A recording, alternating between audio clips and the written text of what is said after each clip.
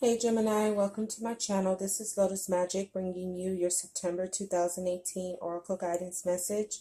If you were looking for a message for August, I didn't do any readings because of all the retrogrades and things. I needed to get my vibrations in order, so I took a break for August. Now I'm back in September, feeling a whole lot more refreshed.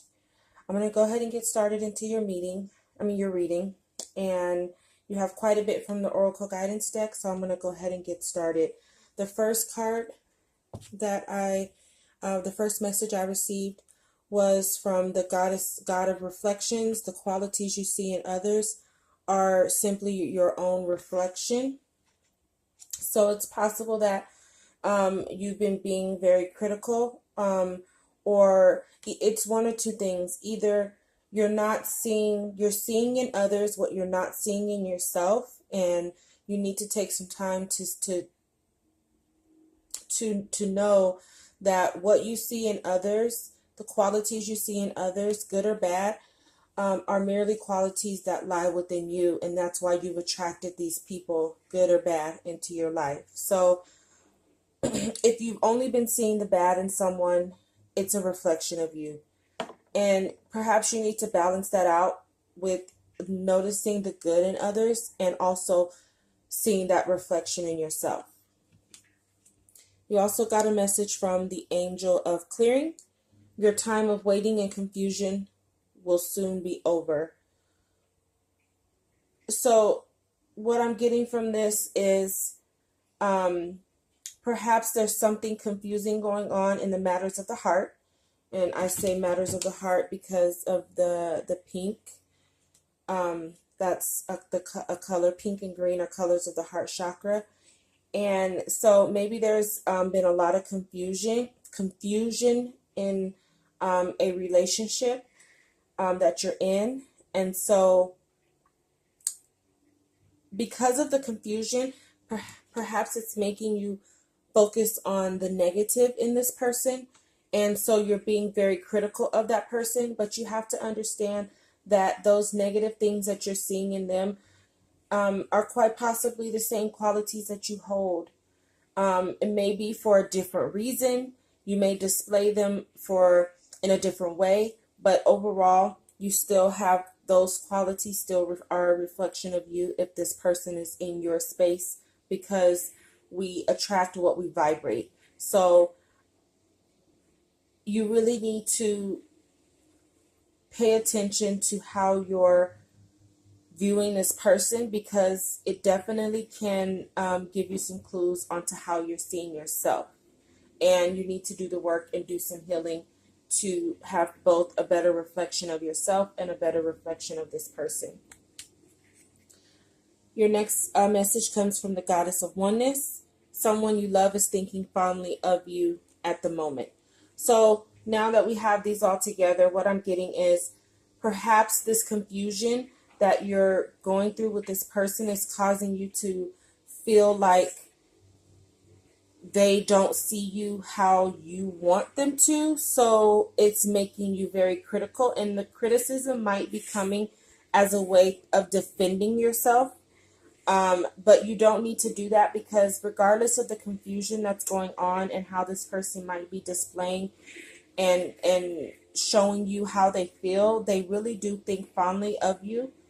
And perhaps because of all these branches and things, this person may also be dealing with some confusion and things going on. So there may just be a whole lot of miscommunication, misunderstanding, and it's causing a lot of confusion, which is putting you in a negative vibration. And I feel like it's more out of protection of yourself than it is really how you feel. Because sometimes when we feel attacked, we attack back. So it's possible that once all this confusion is over, you'll see that this person looks at you in a different way and has a different perception of you than maybe the situation is allowing you to see right now. But either way, you need to focus on changing the vibration between the two of you and start to pay attention and try to reflect the goodness in yourself, so that that goodness can be reflected back to you in that person. Next, we have the Angel of Union. A partnership is blessed and destined for greatness. So again, this is why I'm focusing so heavily on relationships, because this person, even though there's all this confusion going on, it seems like you've attracted a partner, a partnership that's really blessed and destined for success. And maybe there's just a lot of trouble making it happen, so it makes you um, doubt, and it makes you even fearful.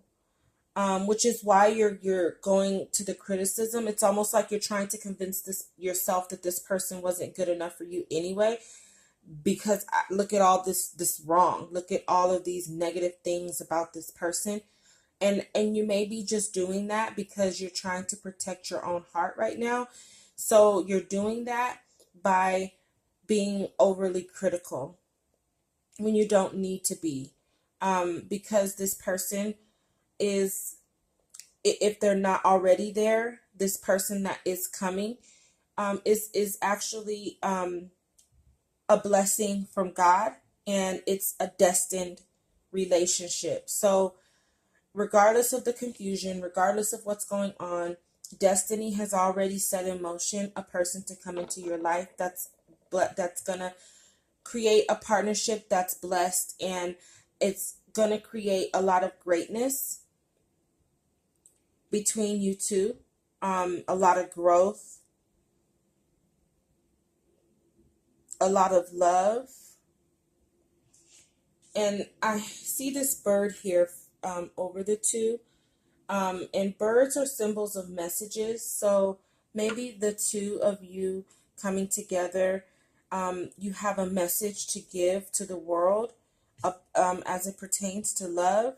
And so perhaps the destiny in this situation is going down the path of confusion and really understanding what love is.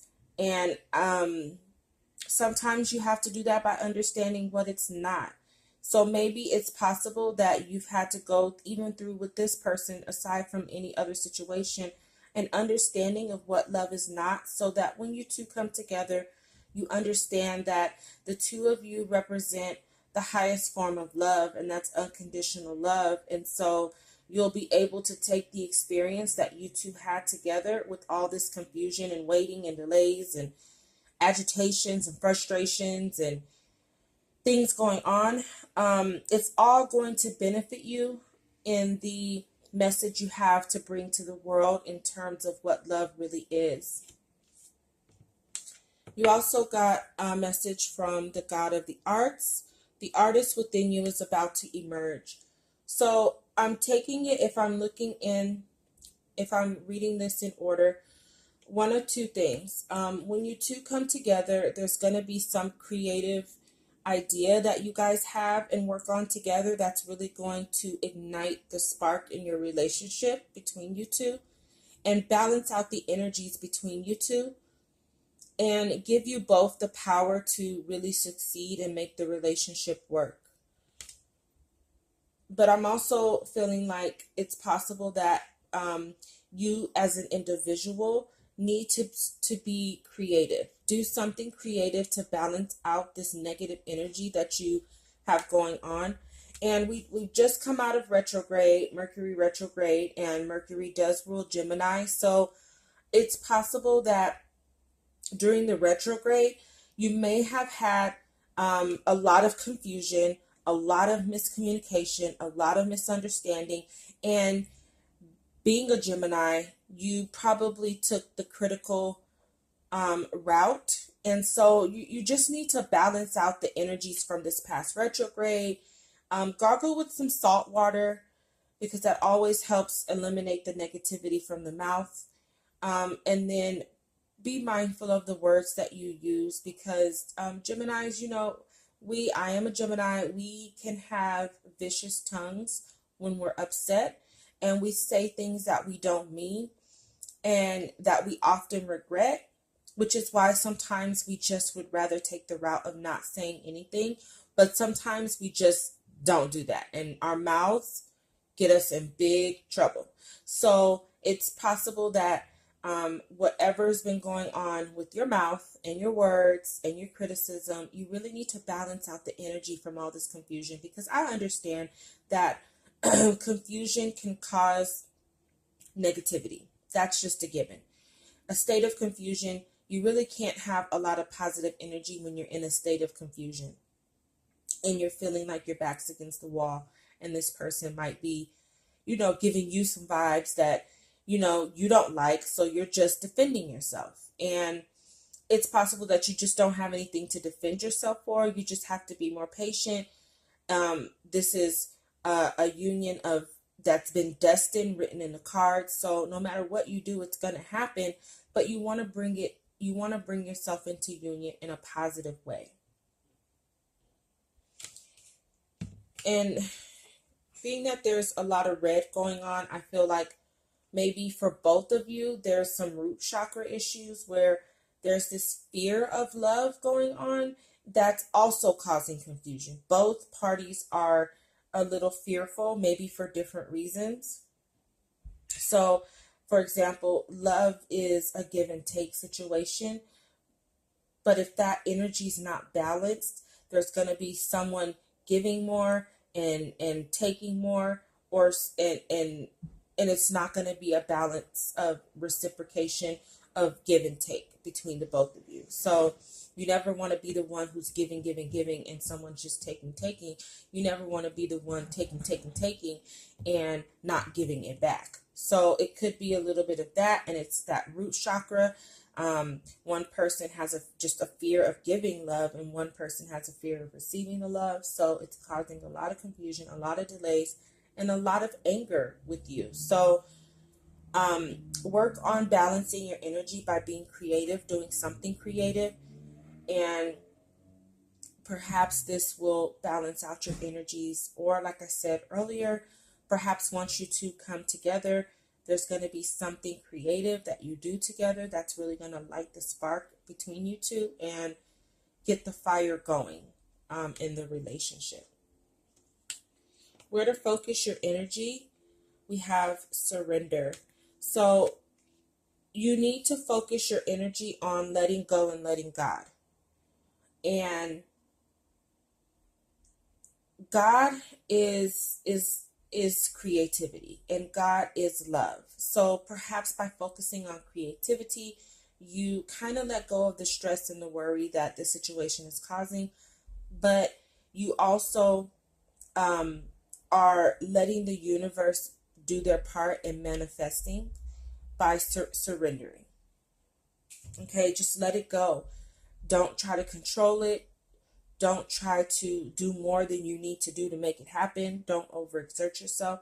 Just surrender. Let it go and let the divine timing kick in. Let the divine plan kick in, and let God bring this together when it's supposed to happen. Because if you bring something in prematurely and both of you are not ready, let's just say you both come together in this huge state of fear, you're not even going to have a successful relationship with this person, because you're not going to be able to operate in your true authentic self.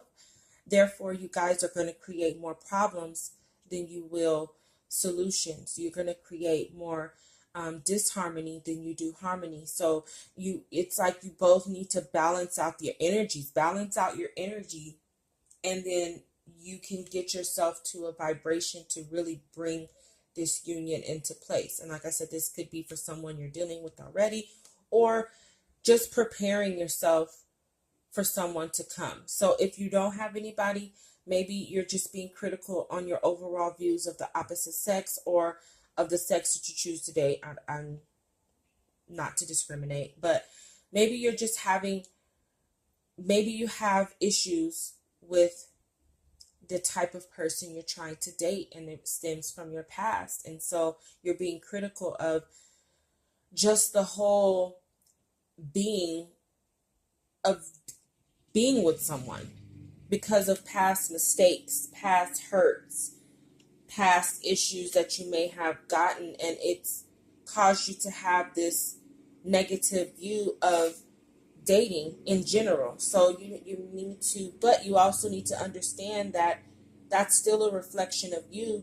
You are a co-creator in a relationship. So regardless of what goes on, you participate. So you also need to understand that we attract what we vibrate. So if you are tired of attracting, bad guys, bad girls, then you need to see what in your vibration is causing you to attract that person, and then transmute that energy so you can raise your vibration and be the type of partner that you want to attract.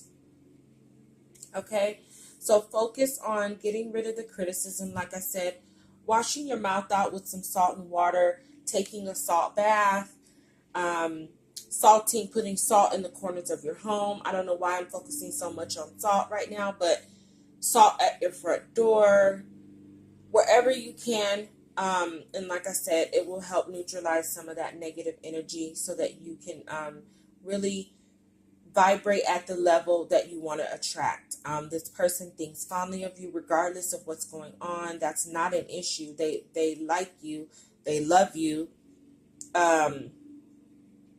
Perhaps they have a lot going on themselves. And so they need to deal with their own stuff, and it has nothing to do with you, even if you are taking a couple of shots in the process. You may just be a casualty in the confusion that this person has going on, but it has nothing to do with you personally. And because of the fear, you're in defense mode. You're not trusting. You're not trusting the universe. You're not trusting the process. You're not trusting God right now. So you need to surrender to trusting God, trusting the process, and trusting the universe, okay? That you are loved, and